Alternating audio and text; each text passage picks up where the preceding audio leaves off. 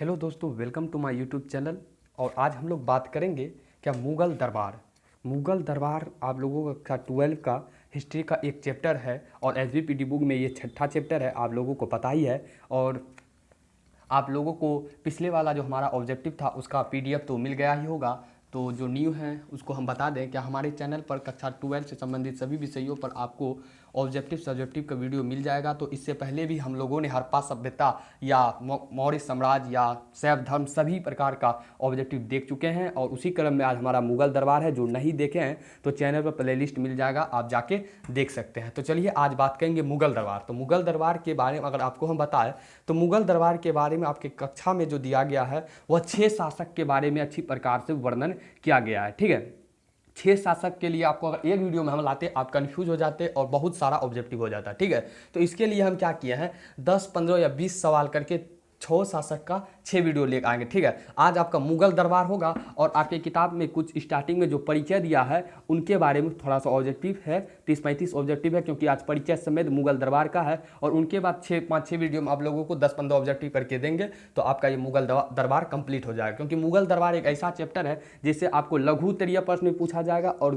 दीर्घ उत्तरीय और एक नंबरिया भी पूछा जाएगा। तो लघु और दीर्घ उत्तरीय प्रश्न पर हम लोग भी चर्चा इसके बाद कर लेंगे। लेकिन मुग़ल दरबार से सबसे ज़्यादा जो पूछा जाएगा वो ऑब्जेक्टिव पूछा जाएगा, कम से 5 से 6 नंबर का ऑब्जेक्टिव पूछा जाएगा मुग़ल दरबार से। तो चलिए आज हम लोग मुग़ल दरबार पर ही चर्चा करेंगे। तो मुग़ल दरबार के अंतर्गत सबसे पहला सवाल हमारा यही है, आप लोगों का फर्स्ट किताब का स्टार्टिंग में ही यह सवाल है, क्या मुग़ल काल में कुल कितने प्रमुख शासक हुए। मुग़ल काल में कुल कितने प्रमुख शासक हुए, 5, 2, 7 या 6। तो इसका करेक्ट आंसर आपका होगा 6, क्योंकि आपको हम पहले भी अभी तुरंत बता चुके हैं। ठीक है, नेक्स्ट सवाल है, क्या धर्मांध शासक किसे कहा जाता है। धर्मांध शासक किसे कहा जाता था, औरंगजेब, अशोक, बाबर या इनमें से कोई नहीं। तो इसका जो करेक्ट आंसर होगा औरंगजेब, जिसे धर्मांध शासक कहा जाता था। ठीक है, नेक्स्ट है, अकबरनामा का लेखक कौन है। अकबरनामा हुआ, हुमायूंनामा हुआ या किसी भी प्रकार का जो नामा यानी किसी प्रकार का जो सब बुक लिखा गया है उसका नाम याद करना MVVI हो जाता है। क्योंकि बुक से कम 1 ना 2 सवाल आ जाएगा, किसका कौन बुक कौन लिखा है, अकबरनामा कौन लिखा है, हुमायूंनामा कौन लिखा है। तो कौन कौन सा आप लोगों की किताब में 10-12 बुक दिया गया है, लेकिन आपके लिए हम 2-3 बुक का नाम सेलेक्ट करके लाए हैं, उसी को आपको याद करना है और उसी से आप लोगों का प्रश्न भी पूछा जाएगा। ठीक है, तो उसी परिप्रेक्ष्य में हमारा फर्स्ट आता है, अकबरनामा का लेखक कौन है। अकबरनामा का लेखक कौन है, अबुल फजल या गुलबदन, बाबर या हुमायूं। तो इसका जो करेक्ट आंसर है अबुल फजल। कौन है अकबरनामा का लेखक, तो अबुल फजल। और ये सवाल आप लोगों का MVVI है, यानी मोस्ट वेरी वेरी इंपॉर्टेंट सवाल है, कई बार एग्जाम में पूछा गया है।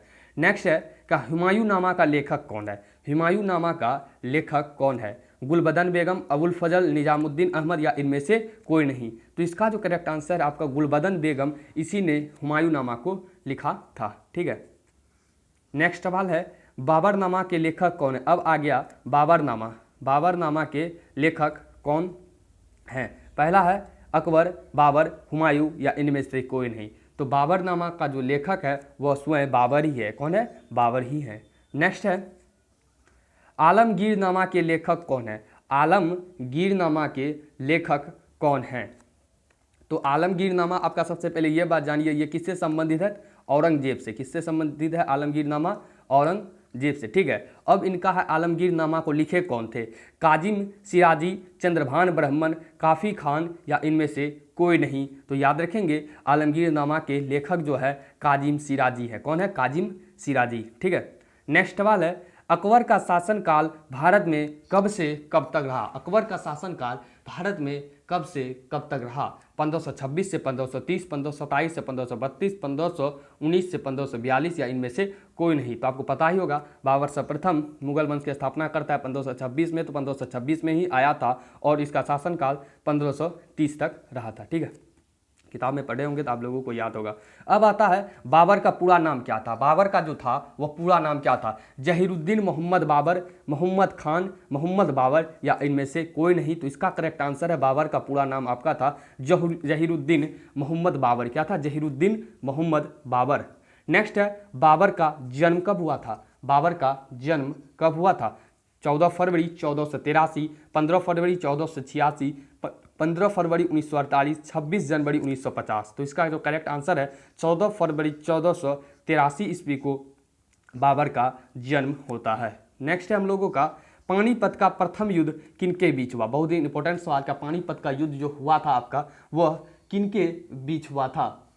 बाबर और इब्राहिम लोदी के बीच, अकबर और इब्राहिम लोदी के बीच, चारों के बीच, या इनमें से कोई नहीं। तो आपको पता होगा क्या पानीपत का जो प्रथम युद्ध हुआ था आपका बाबर और इब्राहिम लोदी के बीच हुआ था। ठीक है, नेक्स्ट सवाल है पानीपत का प्रथम युद्ध जो हुआ था वह कब हुआ था। पानीपत का प्रथम युद्ध कब हुआ था। 21 अप्रैल 1526 या 21 अप्रैल 1942, 15 अप्रैल 1542, इनमें से कोई नहीं। तो इसका जो करेक्ट आंसर है वो 21 अप्रैल 1526 को पानीपत का प्रथम युद्ध होता है। और ये सवाल आपका कई बार एग्जाम में पूछा गया है। तो पानीपत का प्रथम युद्ध कब हुआ, तो 21 अप्रैल 1526 को। नेक्स्ट है बाबर का पिता का नाम क्या था। बाबर का पिता का नाम क्या था। उमर शेख मिर्जा, मायूस इकवीर, इमरान मिर्जा, या इनमें से कोई नहीं। तो बाबर का पिता का जो नाम था वह था आपका उमर शेख मिर्जा। क्या था, उमर शेख मिर्जा। नेक्स्ट है बाबर की माता का नाम क्या था। बाबर की माता का नाम क्या था। कुतलुग निगार खानम या निगार खान जोधाबाई, या इनमें से कोई नहीं। तो बाबर की माता का जो नाम था वह था कुतलुग निगार खानम, यानी कि कुतलुग निगार खानम। नेक्स्ट है बाबर अपने पितृपक्ष की ओर से तैमूर का कौन सा वंशज था। तो बाबर जो था वह दो वंशज का था। पहला था तैमूर का और दूसरा था चंगेज का। दोनों वंशज से यह था। ठीक है, तो पितृपक्ष की अगर बात पूछा जाए क्या बाबर पितृपक्ष की ओर से तैमूर का कौन सा वंशज था, पांचवा, छठा, सातवां या आठवां। पितृपक्ष की ओर से बाबर तैमूर वंश का कौन सा वंशज था। तो इसका करेक्ट आंसर है वो आपका होगा पांचवा वंशज था तैमूर वंश की ओर से, पितृपक्ष की ओर से बाबर। ठीक है, नेक्स्ट है बाबर अपनी माता की ओर से चंगेज खां का कौन सा वंशज था। बाबर जो अपनी माता से था वह चंगेज खां की ओर से था। उनकी माता जो थी चंगेज खां की ओर से थी। तो बाबर चंगेज खां की ओर से कौन सा वंशज था, मातृपक्ष की ओर से। तो इसका जो आंसर होगा वो क्या होगा, 14वां वंशज, 15वां, 16वां वंशज, या इनमें से कोई नहीं। तो 14वां वंशज इसका करेक्ट आंसर है। चंगेज खां की ओर से ये 14वां वंशज था। नेक्स्ट है बाबर फरगना का शासक कितने उम्र में बनता है। बाबर फरगना का शासक कितने उम्र में बनता है, 8 वर्ष, 7 वर्ष, 6 वर्ष, 2 वर्ष। तो इसका जो करेक्ट आंसर है 8 वर्ष में बाबर फरगना का शासक बनता है। नेक्स्ट है बाबर के पिता का मृत्यु कब हुआ था। बाबर के पिता का मृत्यु कब हुआ था, 8 जून 1494, 9 जून 1495, 6 जून 1643, इनमें से कोई नहीं। तो बाबर का पिता का जो मृत्यु हुआ था वह हुआ था 8 जून 1494। ठीक है, ध्यान रखेंगे सवाल को। नेक्स्ट है बाबर को भारत आने का निमंत्रण कौन दिया। बाबर को भारत आने का निमंत्रण कौन दिया, दौलत खां लोदी, आलम खां लोदी, दोनों, या इनमें से कोई नहीं। तो बाबर को भारत आने का जो निमंत्रण दिया था ये दोनों दिया था। और वीवीआई सवाल है, कई बार एग्जाम में पूछा गया है कि बाबर को भारत आने का निमंत्रण किसने दिया। तो दौलत खां लोदी, आलम खां लोदी, अर्थात इसका दोनों जो है ये करेक्ट आंसर है। तो आप लोगों को बता दें क्या आप लोगों को के लिए हम लोग कक्षा 12 का हिंदी हो या हिस्ट्री या पॉलिटिकल या आपको किसी भी प्रकार का टिप्स एंड ट्रिक और ऑब्जेक्टिव सब्जेक्टिव वीडियो देखना है, हमारे चैनल पर जा सकते हैं। आपको पीडीएफ के साथ मिल जाएगा। तो पीडीएफ से जुड़ने के लिए आपको डिस्क्रिप्शन में टेलीग्राम का लिंक दिया गया है, आप वहां से ज्वाइन कर लें और सभी अपडेट सूचनाएं आपको मिलते रहेंगे। नेक्स्ट सवाल है हम लोगों का, क्या खानवा का युद्ध किसके बीच हुआ था। खानवा का युद्ध जो हुआ था वह 19वां सवाल पहले देखते हैं। खानवा का युद्ध कब हुआ था। तो खानवा का युद्ध जो हुआ था वह आपका कब हुआ था, ये सवाल है हम लोगों का।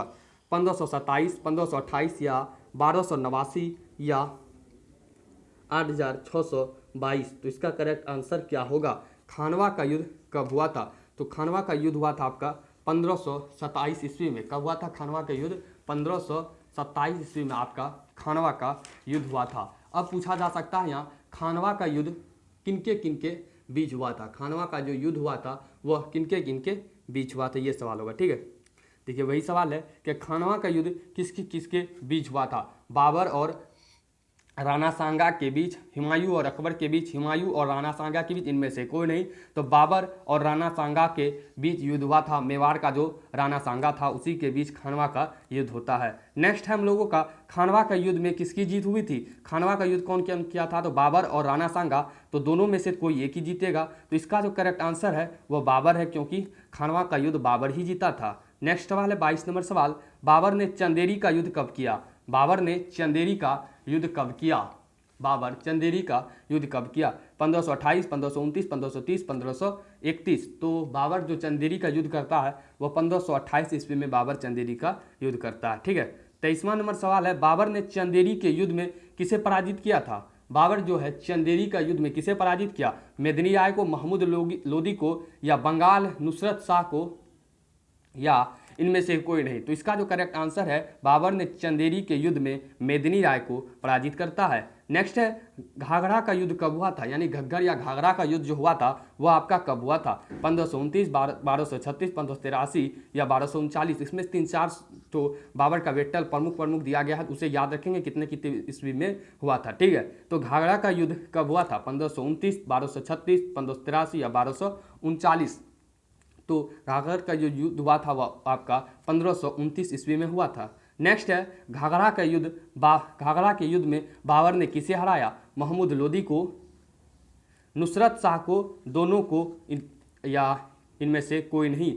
तो इसमें जो था घग्गर का युद्ध में आपका महमूद लोदी और नुसरत शाह दोनों को बाबर हराता है।